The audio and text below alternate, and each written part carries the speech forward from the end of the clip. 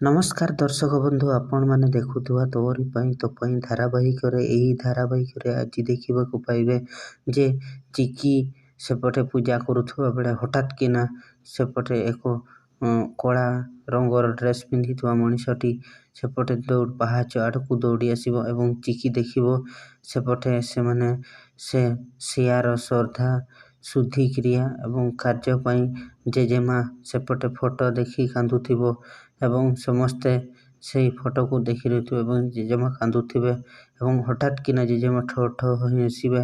ମୋ ସିଆ ଚାଲିଗଲା ଏମିତି କହିବ ଏବଂ ସେପଟେ ତାପରେ ସେ ଚିକି କହିବ ଯେ ମୁଁ ଜିଇଁ ଥାଉ ତଥାପି ମୋତେ ଶୁଦ୍ଧିକ୍ରିୟା କରାଯାଉଛି ଏମିତି କହିବ।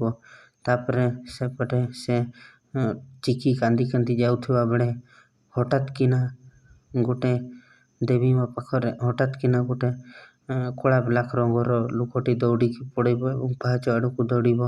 ତାପରେ ଚିକି ଦେଖିବ କିଏ ଯାଉଛି ସେପଟେ।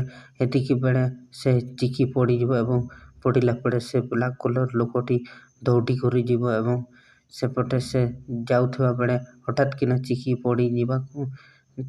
ପଡ଼ି ଯାଉଥିଲା ଏବଂ ସେତିକି ବେଳେ ରାମ ପହଞ୍ଚିବ ଏବଂ ରାମ ଧରି ପକାଇବ ଏବଂ ରାମ ପଚାରିବ ଚିକି ତମେ କାହିଁକି ଦୌଡ଼ୁଥିଲ? ତାପରେ କହିବ ସେ ମୁଁ ଜଣକୁ ଦେଖିଛି, ଆମ ଘରକୁ କେବେଠୁ ପିଛା କରିଛି।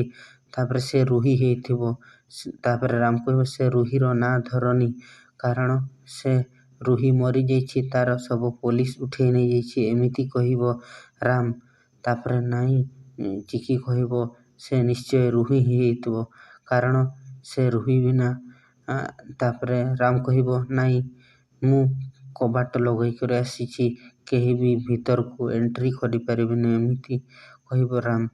ତାପରେ ସେଇଠୁ ସେ ରାମ କହିବ ଜୀବନରେ ପ୍ରଥମ ଥର ପାଇଁ ଜଣଙ୍କୁ ଜିଅନ୍ତା ଶୁଦ୍ଧିକ୍ରିୟା କରାଯାଉଛି ଏମିତି ରାମ କହିବ ଏବଂ ସେପଟେ ସେ କାନ୍ଦୁଥିବ ଚିକି କାନ୍ଦୁଥିବ ଏବଂ